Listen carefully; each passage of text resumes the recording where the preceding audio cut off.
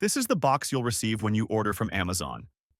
Inside, you'll find the user manual, the sensor device, a 3M adhesive pad, a USB-C cable for power, and a small SIM ejector that you'll use to activate the device.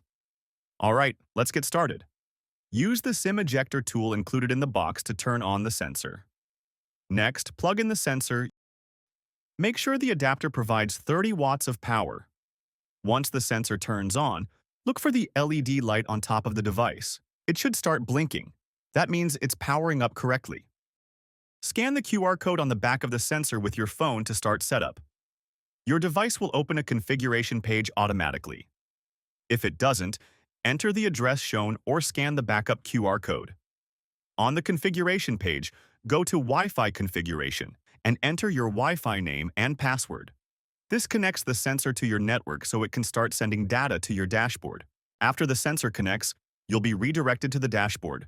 If not, simply enter the address shown or scan the QR code provided. Create a new account by entering the required info. Once you're in, select Add Device. Scan or upload the QR code from the back of your sensor. When it's validated, you'll see your device ID. Click Save to finish. Now you can use the navigation tab to explore all your dashboards. After that, you can place the device at your entrance, doorway, or ceiling using the 3M tape. It works best at a height of 3.5 meters and captures all movement within a 2 by 2 meter area beneath it.